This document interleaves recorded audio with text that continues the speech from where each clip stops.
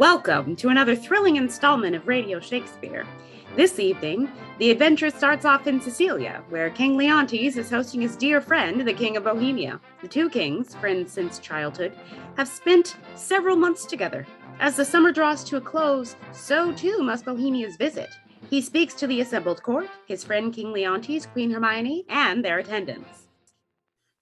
9 changes of the watery star hath been the shepherd's nought since we have left our throne without a burthen. Time as long again would be find up, my brother, with our thanks. Stay your thanks a while, and pay them when you part. Sir, that's tomorrow. I am questioned by my fears of what may chance or breed upon our absence. Besides, I have stayed to tire your royalty. We are tougher, brother, than you can put us to it. No longer stay. Night longer. Very sooth, tomorrow. We'll part the time betweens then, and in that I'll no gainsaying. Press me not, beseech you so. There is no tongue that moves, none of the world, so soon as yours could win me. My affairs do even drag me homeward. Tongue-tied or queen, speak you. I'd thought, sir, to have held my peace until you have drawn oaths from him not to stay. You, sir, charge him too coldly. Tell him you are sure all in Bohemia is well. Well said, Hermione. To tell, he longs to say his son were strong. But let him say so then, and let him go. But let him swear so, and he shall not stay. Yet of your royal presence I'll adventure the borough of a week. You'll stay? No, madam. Nay, but you will. I may not, verily. Verily. You put me off with limber vows, verily. You shall not go. A lady's verily is as potent as a lord's. Will you go yet? Force me to keep you as a prisoner, not like a guest. How say you? My prisoner or my guest? By your dread verily, one of them you shall be. Your guest, then, madam. To be your prisoner should import offended. Not your jailer, then, but your kind hostess. Come, I'll question you of my lord's tricks and yours when you were boys. You were pretty lordings then. We were, fair queen, 2 lads that thought there was no more behind but such a day tomorrow as today, and to be boys eternal. Was not my lord the verier wag of the two? Oh, we were as twinned lambs that did frisky the sun, and bleat the one at the other. What we changed was innocence for innocence. We knew not the doctrine of ill-doing, nor dreamed that any did. By this we gather, you have tripped since. Oh, my most sacred lady. Temptations have since then born to us, for in those unfledged days was my wife a girl. Your precious self then had not crossed the eyes of my young playfellow. Is he won yet? He'll stay, my lord. At my request he would not. Hermione, my dearest, thou never spokest to better purpose. Never? Never but once. What? Have I twice said well? When was't before? My last good deed was to entreat his stay. What was my first? Why, that was when 3 crabbed months had soured themselves to death ere I could make thee own thy white hand and clasp thyself, my love. Then didst thou utter, I am yours for e'er. 'Tis grace indeed. Why, lo you know, I have spoke to the purpose twice. The one for ever earned a royal husband, the other for some while a friend. Too hot to mingle friendship far as mingling bloods. I have tremor cordis in me. My heart dances, but not for joy, not joy, but to be paddling palms and pinching fingers as now they are, and making practice smiles as in a looking glass, and then to sigh as 'twere the more the dear. Oh, that is entertainment my bosom likes not, nor my brows. Mamilius, come, art thou my boy? Aye, my good lord. What, hast smushed thy nose? I say it is a copy out of mine. Come, captain, we must be neat, not neat, but cleanly. Captain, how now, you wanton calf? Art thou my calf? Yes, if you will, my lord. Put me and Cecilia. Something seems unsettled. Put share. House with you, my best brother. You look as if you held a brow of much distraction. Are you moved, my lord? Oh, in good earnest. Looking on the lines of my boy's face, methought I did recoil 23 years and saw myself unbreeched in my gold velvet coat, my dagger muzzled lest it should bite its master. How like methought I then was to this colonel, this squash, this gentleman. My brother, are you so fond of your young prince as we do seem to be of ours? If at home, sir, he's all my exercise, my mirth, my matter. Now my sworn friend and then when enemy, my parasite, my soldier, statesman, all. He makes a July's day short as December, and with his varying childness cures me thoughts in me that would thick my blood. So stands the squire officed with me. Mm. We too will walk, my lord, and leave you to your graver steps. Hermione, how thou lovest us, show in our brothers welcome. If you would seek us, we are yours in the garden. Ione, I am angling now, though they perceive me not how I give line. Go to, the queen plays, and I now play too, but so disgraced a part whose issue will hiss me to my grave. Contempt and clamour will be my knell. There have been, or I am much deceived, cuckolds ere now, and many a man there is e'en at this present, who now, while I speak this, holds his wife by the arm, that little thinks she has been sluiced in his absence, and is pond fished by his next neighbour, by Sir Smile, his neighbour. Should all despair that have revolted wives, the 10th of mankind would hang themselves. Physic for it there is none. It is a body planet that will strike where 'tis predominant, and 'tis powerful, think it. It will let in and out the enemy with bag and baggage. Many thousand ons have the disease and feel it not. What, Camillo there? Aye, my good lord. You had much ado to make his anchor old. It's noted. You would not stay at your petitions, made his business more material. Didst perceive it? They're here with me already, whispering round, and Cecilia is so forth. 'Tis far gone. How came Camillo that he did stay? At the good queen's entreaty. At the queen's best. Good should be pertinent, but so it is. It is not. Was this ta'en by any understanding pate but thine? Lower messes perchance are to this business purblind, say? Business, my lord, I think most understand. Bohemia stays here longer. Ha! Aye, but why? To satisfy your highness and the entreaties of our most gracious mistress. Satisfy the entreaties of your mistress. Satisfy. Now let that suffice. I have trusted thee, Camillo, with all the nearest things to me art, as well my chamber counsels, but we have been deceived in thy integrity, deceived in that which seems so. Be it forbid, my lord. Abide upon it.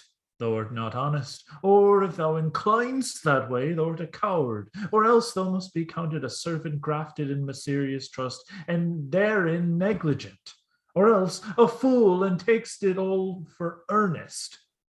My gracious lord, I may be negligent, foolish, and fearful. In every one of these no man is frae. If ever I were wilful negligent, it was my folly. If industriously I played the fool, it was my negligence. Had not seen Camillo. My wife is slippery. I would not be a stander by to wear my sovereign mistress clouded so. Is whispering nothing. Is leaning cheek to cheek. Is meeting noses. Kissing with inside lip.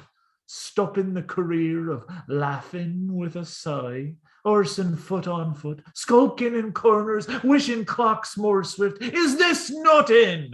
Why, then all the world and all that's in's nothing. If my wife is nothing, nor nothing have these nothings, if this be nothing.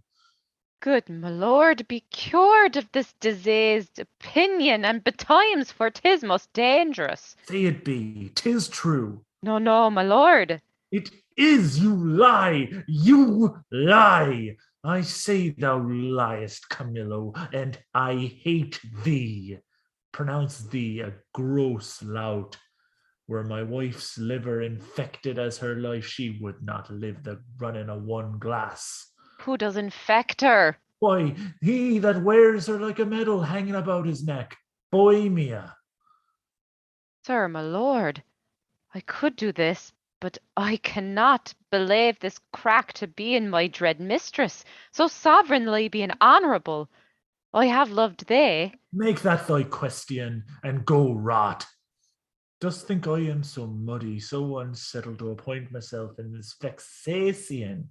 Give scandal to the blood of my prince, my son, who I do think is mine, and love as mine, without right moving to it. Would I do this? Could man so blench?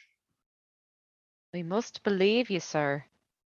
I do, and will fetch off Bohemia fort, provided that, when he is removed, your highness will take again your queen as yours at first. Thou dost advise me. I'll give no blemish to her honour, none. Go then, and with a countenance as clear as friendship wears at feasts, keep with Bohemia, and with your queen. I am his cupbearer. This is all. Do it, and thou hast one half of me art. Do not, thou splitst thine own. I'll do't, my lord. I will seem friendly as thou hast advised me. Oh, miserable lady, but for me, what case stand I in? I must be the poisoner of good Polixenes. I must forsake the court to do't, or no is certain to me a breakneck. Happy star, reign now. Here comes Bohemia. This is strange. Methinks my favour here begins to warp. Good day, Camillo.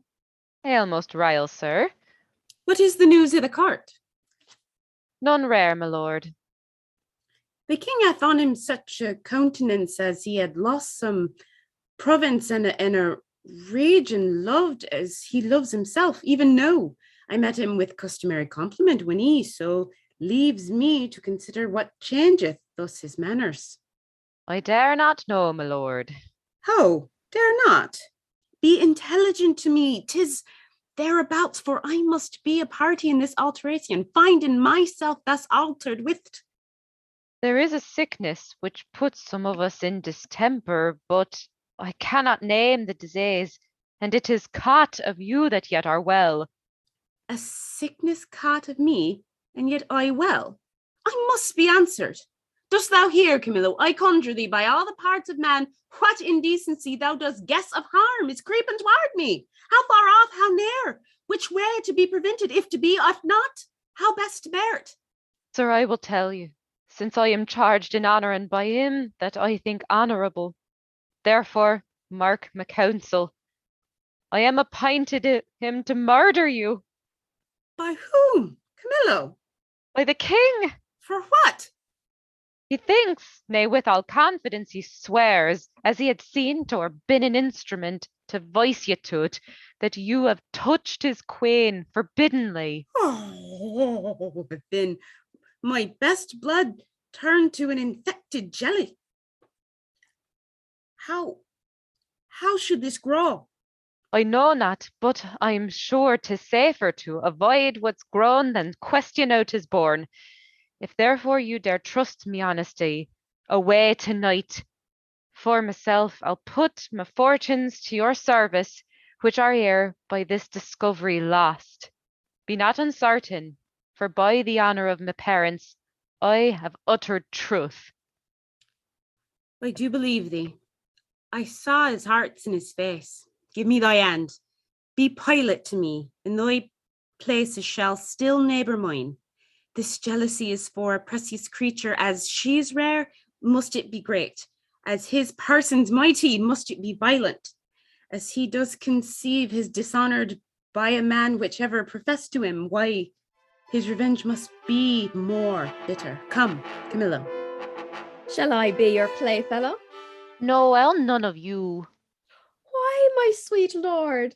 You'll kiss me hard and speak to me as if I were a baby still. Come, sir, now. I am for you again. Pray you sit by us and tell us a tale. Merry or sad shalt be. As merry as you will. A sad tale's best for winter. I have one of sprites and goblins. Let's have that, good sir. Come on, sit down.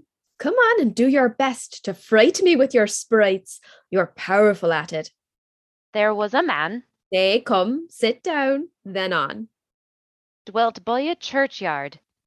I will tell it softly. Yond crickets shall not hear it. Come on then, and give it me in mine ear. Give me the boy. I am glad you did not nurse him, though he does bear some signs of me. Yet you have too much blood in him. What is this? Sport? Bear the boy hence. He shall not come about her. Away with him, and let her sport herself with that she's big with. For 'tis Polixenes that has made thee swell thus. But I'll say he had not. And I'll be sworn you would believe my saying. However you lean to the nayward. Look on her, mark her well. Be but about to say, she's a goodly lady. Oh, I am out. And when you have said she's goodly, come between her, you can say she's honest. But be it known, she's an adulteress. Should a villain say so, the most replenished villain in the world, you are as much more villain. You, my lord, do but mistake. You have mistook, my lady, Polixenes for Leontes. O thou thing! She's an adulteress, I have said with whom. More, she's a traitor, and Camillo is a federary with her, and one that knows what she should shame to know herself, but with her most vile principle, that she's a bed swerver.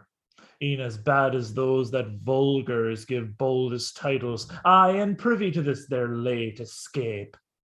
Though I am satisfied, and need no more than what I know, yet shall the oracle give rest to the minds of others. No, by my life, privy to none of this. How will this grieve you when you shall come to clearer knowledge that you thus have published me? Gentle, my lord, you scarce can write me throughly than to say you did mistake. No, if I mistake in those foundations which I build upon, the centre is not big enough to bear a schoolboy's top. Away with her to prison. Who is't that goes with me? Beseech your highness, my women may be with me, for you see, my plight requires it. Do not weep, good fools. For my better grace, adieu, my lord. I never wish to say you sorry. Now, I trust I shall. My women, come, you have leave. The imprisoned queen gives birth to a baby girl. Leontes, so far, has refused to see the child, believing her to be the bastard of Hermione and the absent Polixenes, who fled back to Bohemia. Sage dame of the court, Paulina, decides to take the baby before Leontes and perhaps force him to see the truth and recant his charges of adultery. Paulina barges into the king's chambers and will not leave until she is heard. She wrestles past his attendants who try to stop her and speaks her mind to the king. Good my liege, I come, and I beseech you hear me say I come from your good queen. Good queen? Good queen, my lord, good queen, I say good queen, and would by combat make her good, so were I a man the worst about you. Go, be gone. On mine own accord I'll off, but first I'll do me errand. The good queen, for she is good, hath brought you forth a daughter, and here 'tis, commends it to your blessing. Out, a mankind witch. Hence with you, out a door. Then you are mad, which is enough, I'll warrant, as this world goes, to pass for honest. This brat is none of mine. 'Tis the issue of Polixenes. She is yours. On your allegiance, out to the chamber with her. Away with you. I pray you do not force me. I'll be gone. Look to your babe, my lord. 'Tis yours. So, farewell. We are gone. My child, away with it. Antigonus, come. E'en thou that has a heart so tender o'er it, take it hence, and see it instantly consumed with fire. If thou refuse, and wilt encounter with my wrath, say so. The bastard brains with this my proper hand shall I dash out. Go, take it to the fire. I have always truly served you, and beseech you that you do change this purpose, which being so horrible, so bloody, must lead on to some foul issue. Shall I live on to see this bastard kneel and call me father? We enjoin thee, as thou art liegeman to us, that thou carry this female bastard hence, and that thou bear it to some remote and desert place quite out of our dominions, and some place where chance may nurse or end it. Take it up and be gone. I swear to do this, though a present death hath been more merciful. Come on, poor babe. This sessions, to our great grief we pronounce, in pushes against our heart. Produce the prisoner. It is his highness' pleasure that the Queen appear in person here in court. Silence. Hermione, queen to the worthy Leontes, king of Sicilia, thou art here accused and arraigned of high treason, in committing adultery with Polixenes, king of Bohemia, and conspiring with Camillo to take away the wife of our sovereign lord the king, thy royal husband. The pretense whereof, by circumstances partly laid open, thou, Hermione, contrary to the faith and allegiance of a true subject, did counsel and aid them for their better safety to fly away by night. Since what I am to say must be but that which contradicts my accusation, and the testimony on my part no o'er but what comes from myself, it shall scarce boot me to say not guilty. Mine integrity, being counted falsehood, shall, as I express it, be so received. But thus, if powers divine behold our human actions as they do, I doubt not then but innocence shall make false accusation blush, and tyranny tremble at patience. For Polixenes, with whom I am accused, I do confess I loved him as an honour he required. Now for conspiracy, I know not how it tastes, though it be dished for me to try how. All I know of it is that Camillo was an honest man, and why he left your court, the gods themselves, wotten no more than I, are ignorant. You knew of his departure, as you know what you have undertaken to do in his absence. Sir, you speak a language that I understand not. My life stands in the level of your dreams, which I'll lay down. Your actions are my dreams.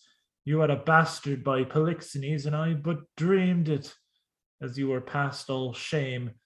Those of your fact are so past all truth, which to deny concerns more than avails. So thou shalt feel our justice, in whose easiest passage look for no less than death. Sir, spare your threats. The bug which you would fright me with I seek, to make in life be no commodity. The crown and comfort of my life, your favour, I do give lost, for I do feel it gone, but know not how it went. My second joy and first fruits of my body, from his presence I am barred, like uninfectious. My third comfort, starred most unluckily, is from my breast, the innocent milk in its most innocent mouth, ailed out to murder. Myself on every post proclaimed a strumpet, with immodest hatred, the childbed privilege denied, which longs to women of all fashion. Lastly, hurried here to this place in the open air, before I have got strength of limit. Now, my liege, tell me what blessings I have here alive, that I should fare to die. My lord, a messenger stands at the doors of the court. From Delphos, and from the sealed up oracle by the hand delivered of great Apollo's priest. Break up the seals and read. Hermione is chaste, Polixenes blameless, Camillo a true subject, Leontes a jealous tyrant, his innocent babe truly begotten, and the king shall live without an heir if that which is lost be not found. Praised. There is no truth at all in the oracle. The Sessians shall proceed. This is mere falsehood. My lord the king! The king! What is the business? Oh, sir, I shall be hated to report it. The prince your son, with mere conceit and fear of the queen's speed, is gone. Oh, gone. Is dead. Apollo's angry, and the heavens themselves do strike at my injustice. How now there? This news is mortal to the queen. Look down and see what death is doing. Take her hence. Her art is but o'ercharged. She will recover. I have too much believed mine own suspicion. Beseech you tenderly apply to her some remedies for life. That thou betrayedst Polixenes, 'twas nothing. Thou wouldst have poisoned good Camillo's honour, to have him kill a king, whereof I reckon the casting forth to crows thy baby daughter to be or none or little, the death of the young prince whose honourable thoughts I for own so tender, cleft the heart, laid to thy answer. But the last, O lords, when I have said, cry woe, the queen, I say she's dead, I'll swear't. I am sorry for't. Prithee, bring me to the dead bodies of my queen and son. The causes of their death appear unto our shame perpetual. Once a day I'll visit the chapel where they lie, and tears shed there shall be my recreation. Come, and lead me unto these sorrows.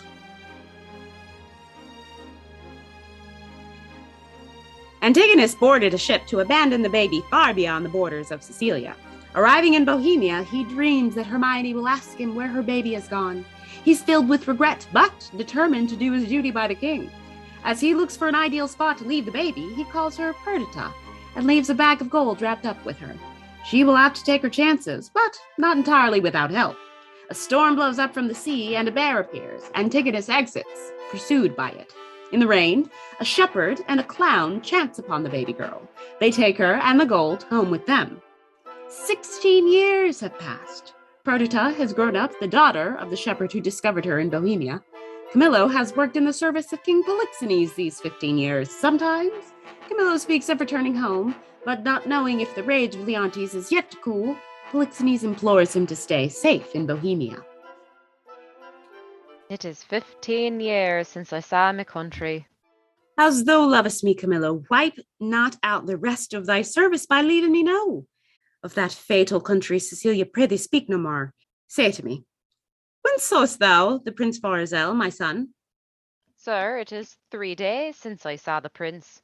I have missingly noted he is of late much retired from court. I have considered so much, Camillo, and with some care, so far that I have eyes under my service which look upon his removedness, from whom I have had this intelligence, that he is seldom from the house of a most homely shepherd, a man, they say, that from very Norton and beyond the imagination of his neighbours, is grown unto an unspeakable estate.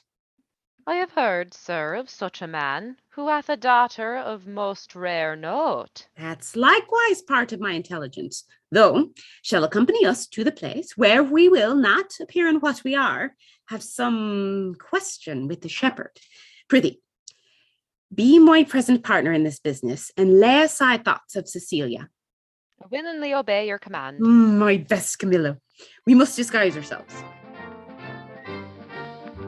Where has Florizel been? What has he been up to? Where does he go for days at a time? Put simply, it's a girl.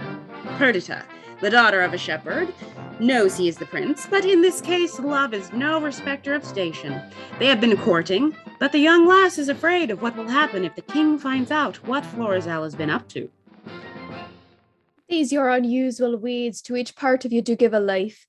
This your sheep sharing is as a meeting of the petty gods, and you the queen on it. Sir, my gracious lord, chide at your extremes as not becomes me. Oh, pardon that I name them. your high self the gracious mark of the land.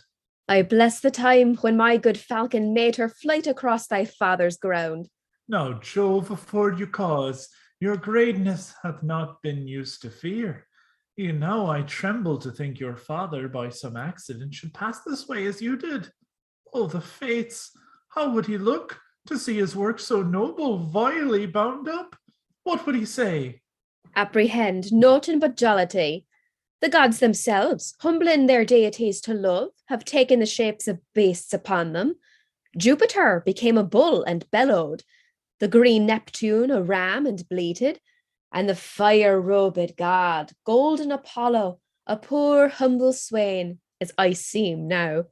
Their transformations were never for a piece of beauty rarer. Oh, but sir, by the power of the king, one of these two must be necessities, which by then will speak that you must change this purpose, or I my life. Thou dearest Perdita, I'll be thine, my fair, or not my father's. For I cannot be mine own, nor anything to any, if I be not thine. To this I am most constant, though destiny say no. See your guests approach, and let's be red with mirth. Ay, daughter, when me old wife lived, upon this day she was both pantler, butler, cook, both dame and servant, welcomed all, served all. Come on, and bid us welcome to your sheep sharing, as your good flock shall prosper. Sir, welcome. It is my father's will I should take on me this hostessship of the day. You're welcome, sir. Grace and remembrance be to you both, and welcome to our shearing. Shepherdess, a fair one ye are. Well, you fit our ages with flowers of winter. Here's flowers for you. Hot lavender, mince, savory, marjoram, the marigold that goes to bed with the sun and with him rises weeping. These are flowers of middle summer, and I think they are given to men of middle age. You're very welcome.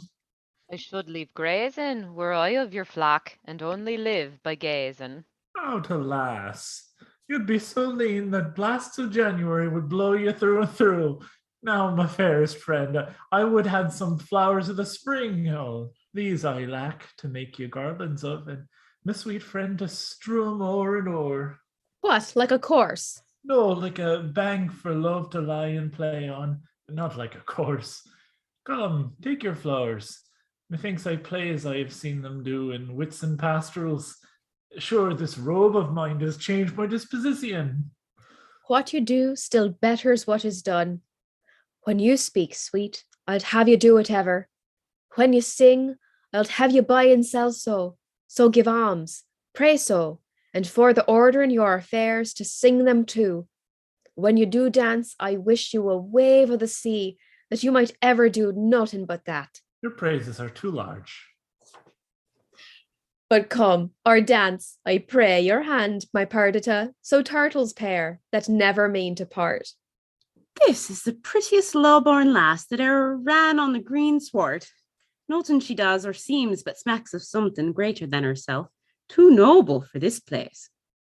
Tells her something that makes her blood look out. Pray, good shepherd, what fair swain is this which dances with your daughter? They call him Dorcles, and boasts himself to have a worthy feeding. He says he loves me daughter. I think so too, for never gazed the moon upon the water as he'll stand and rade, as 'twere my daughter's eyes, and to be plain, I think there is not half a kiss to choose who loves another best. She dances featly. Though she does anything, though I report it, that should be silent. If young Dorcles do light upon her, she shall bring him that which he not dreams of. Here he comes. Take your chance to greet him. How no, fair shepherd?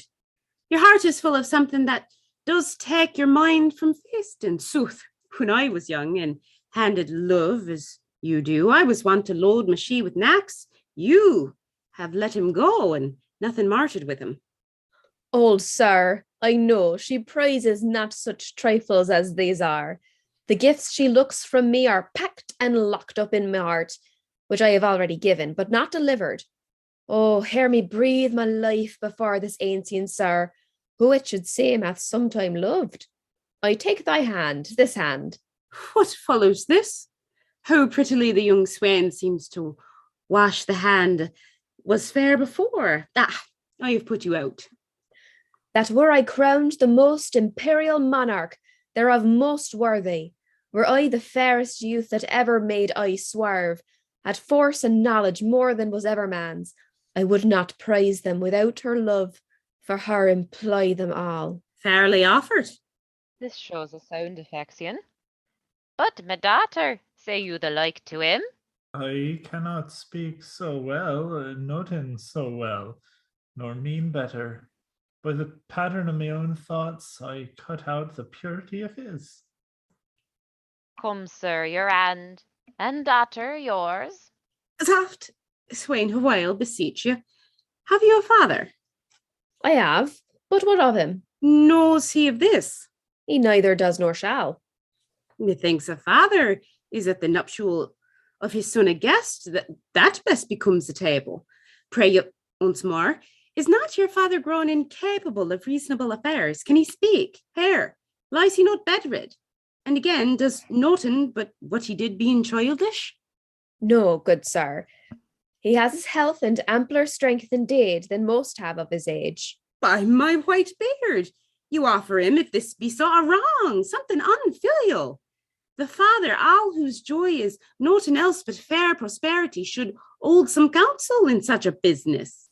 I yield all this, but for some other reasons, my grave sir, which is not fit you know, I not acquaint my father of this business. Let him note. He shall not. Prithee, let him.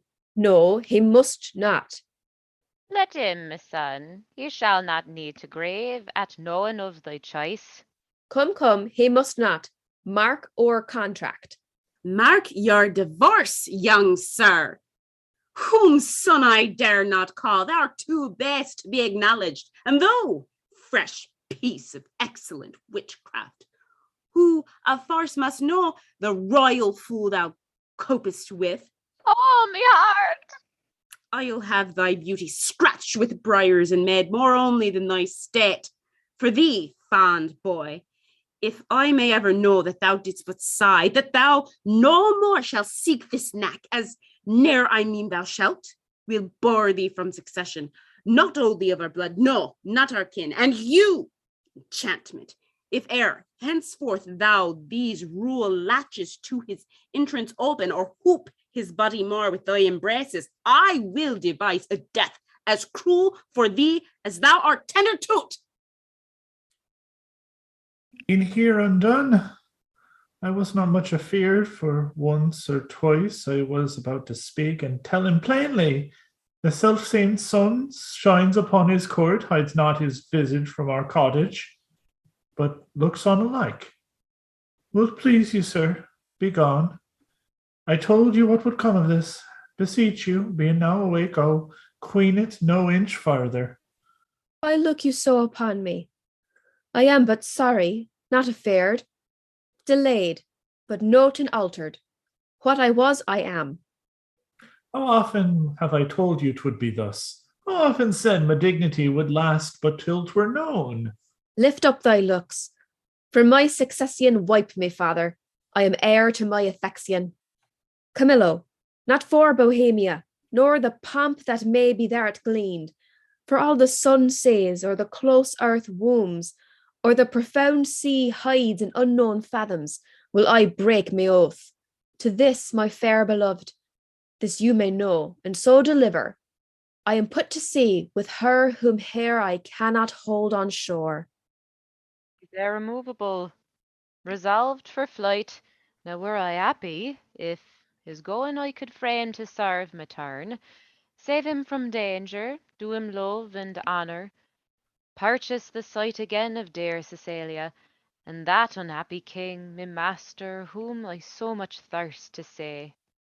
Now, good Camillo, Well, my lord, if your more ponderous and settled project may suffer alteration on mine honour, I'll pint you where you shall have such receiving as shall become your highness, where you may enjoy your mistress, marry her, and with my best endeavours in your absence, your discontenting father strive to qualify and bring him up to liking. How, Camillo, may this almost a miracle be done? Have you thought on a place whereto you'll go? Not any yet. So we profess ourselves to be the slaves of chance and flies of every wind that blows. Then list to me, make for Cecilia, and there present yourself and your fair princess, for so I see she must be for Leontes. My prettiest Perdita, but oh, the thorns we stand upon. Camillo, we are not furnished like Bohemia's son, nor shall appear in Sicilia. My lord, fear none of this. I think you know my fortunes do all lie there. It shall be so my care to have you royally appointed, as if the scene you play were mine. For instance, sir, that you may know you shall not want onward. Perdita, dressed as a boy, and Florizel in the clothes of a traveler and rogue Autolycus, they met on the road, aided by Camillo, who has long been homesick, make for the shores of Sicilia. Back in Sicilia, it's been 16 long years since the death of the queen and the crown prince. The king is now the victim of his own rages, and time has not been kind to him in his grief. When he repented his false accusations against Hermione, Paulina came to forgive Leontes and has served him at court all this time, all these years. Sir, you have done enough, and have performed a saint-like sorrow. No fault could you make, which you have not redeemed. Forget your evil, with them forgive yourself. Whilst I remember her and her virtues, I cannot forget my blemishes in them, and so still think the wrong I did myself. True, too true, my lord. I think so. Killed. She I killed. I did so. But thou strikest me sorely to say I did. It is as bitter upon thy tongue as in my thought. There is none worthy. Yet, if my lord will marry, if you will, sir, no remedy but you will give me the office to choose you a queen.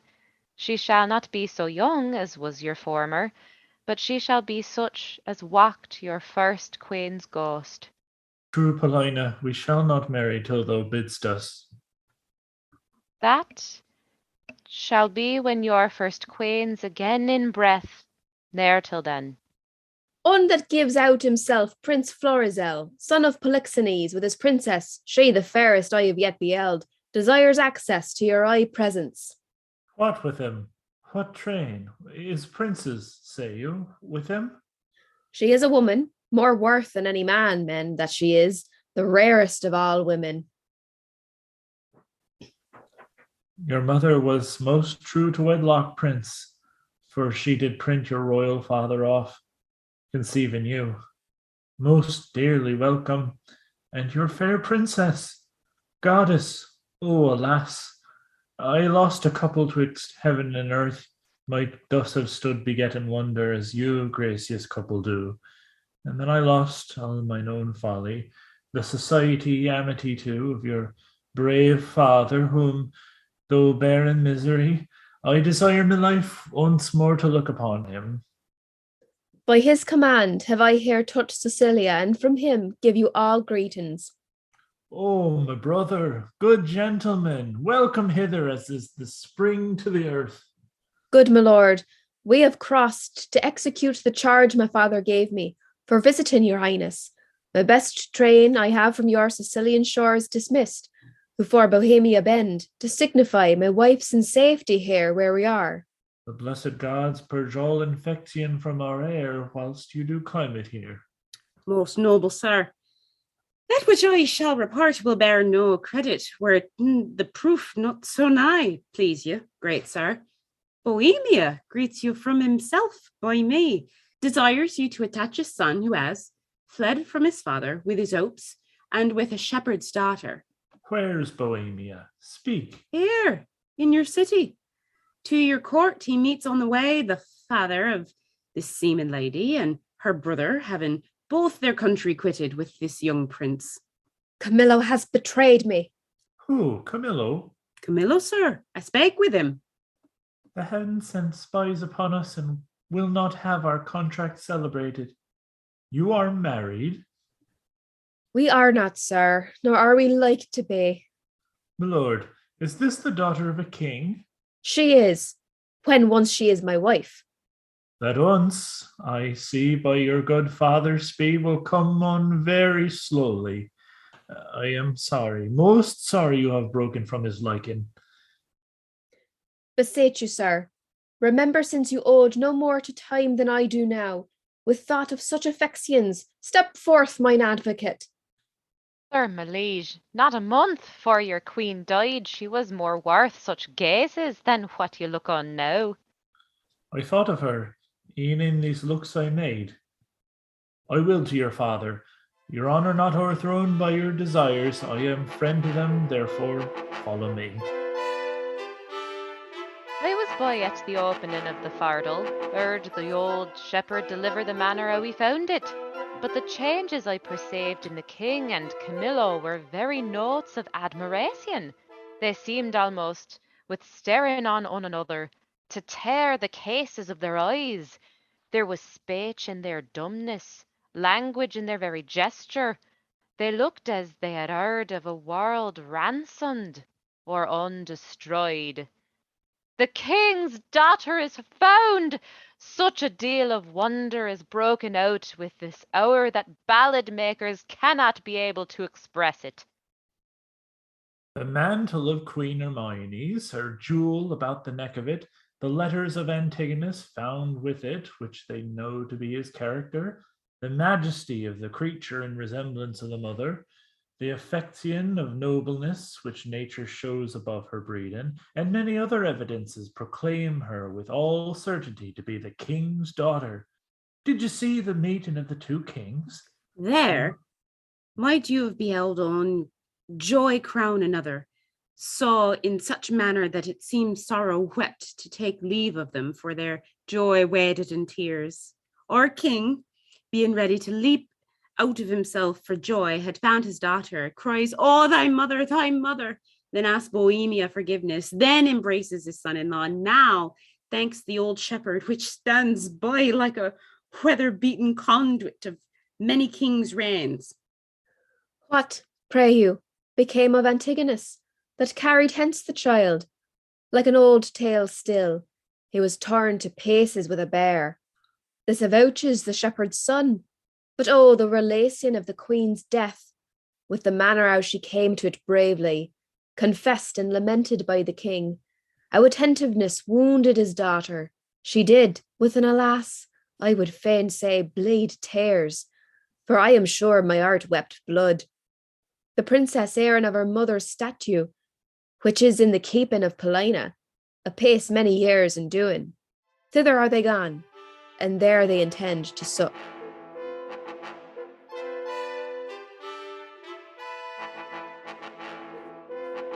O Paulina, we honour you with trouble, but we came to see the statue of our queen. Your gallery have we passed through, but we saw not that which my daughter came to look upon, the statue of her mother. As she lived peerless, so her dead likeness, I do well believe, excels whatever yet you looked upon, or hand of man hath done. Therefore I keep it lonely apart. But here it is. Prepare to see the life as lively mocked as air, still sleep mocked death. Behold and say 'tis well. I like your silence. It the more shows off your wonder. Her natural posture. Chide me, dear stone, that I may say indeed thou art Hermione. But yet, Paulina, Hermione was not so much wrinkled, nothing so aged as this seems. So much the more our carver's excellence, which lets go by some 16 years and makes her as she lived now. I am ashamed. Does not the stone rebuke me for being more stone than it? O royal peace, there's magic in thy majesty, which has me standing like a stone with thee. And give me leave, and do not say 'tis superstition, that I kneel and then employ her blessing. Oh, patience. The statue is but newly fixed, the colours not dry. Indeed, my lord, if I had thought the sight of my poor image would thus have wrought you, for the stone is mine, I'd not have showed it. Do not draw the curtain. Let be, let be. What was he that did make it? See, my lord, would you not deem it breathed? The fixture of her eye has motion in it. I'm sorry, sir, I've thus far starred you, but I could afflict you farther. Do, Paulina. Still, methinks there is an air comes from her. Let no man mock me, for I will kiss her. Good my lord, forbear. The ruddiness upon her lip is wet. You'll mar it if you kiss it.